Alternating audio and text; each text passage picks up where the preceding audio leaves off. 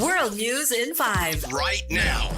News and developments making headlines around the world in 5 minutes. World News in 5. Here on Radyo Pilipinas World Service.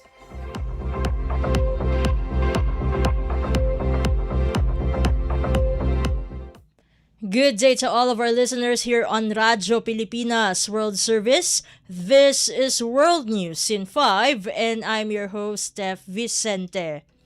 United States intelligence agencies now assess that Iran has gained the ability to shut down the Strait of Hormuz at will, giving it significant leverage over the global economy. According to sources familiar with the findings, the CNN reports, Iran demonstrated its capability during the recent conflict and could use it again despite a pending agreement to reopen the vital waterway. Officials say the development marks a major shift, effectively giving Tehran control over a critical global shipping route. Iran has also shown it can target energy infrastructure in Gulf countries, adding another layer to its strategic options. The U.S. has been forced to negotiate intensively with Iran to restore traffic through the strait, highlighting Tehran's continued influence. While a framework deal is expected to reopen the passage, experts warn shipping activity could remain limited for weeks due to ongoing uncertainty. Meanwhile, concerns persist that Iran could escalate further by targeting another key trade route through allied forces if negotiations break down.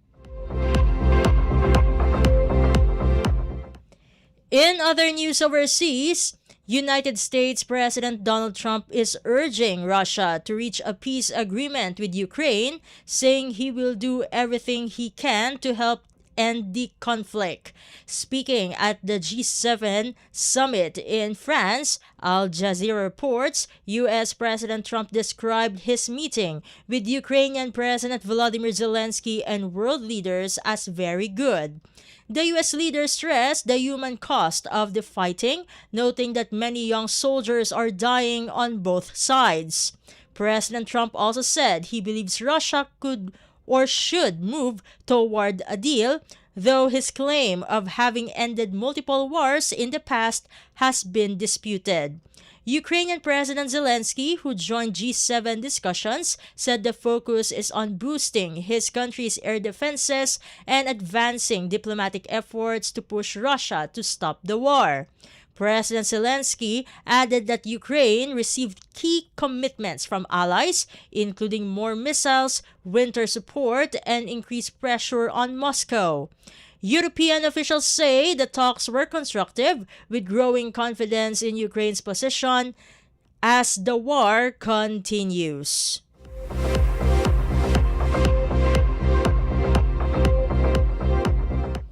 And finally, a retired British couple has described a surreal encounter after a Russian warship fired warning shots near their yacht in the English Channel.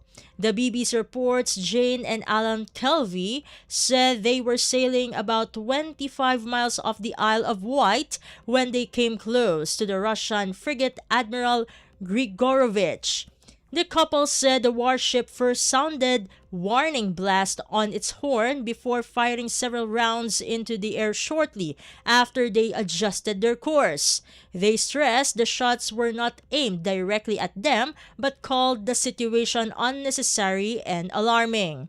The UK Ministry of Defence has described the incident as isolated and not linked to recent tensions involving a Russian tanker in the sea. A Royal Navy vessel later arrived to check on the couple's safety following the encounter. Meanwhile, Russia's defense ministry claimed the yacht had approached dangerously and its crew acted according to international maritime rules after trying to make contact.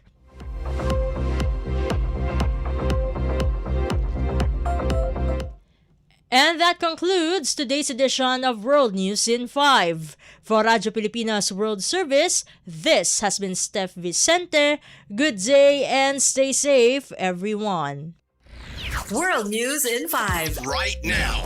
News and developments making headlines around the world in 5 minutes. World News in 5 here on Radyo Pilipinas World Service.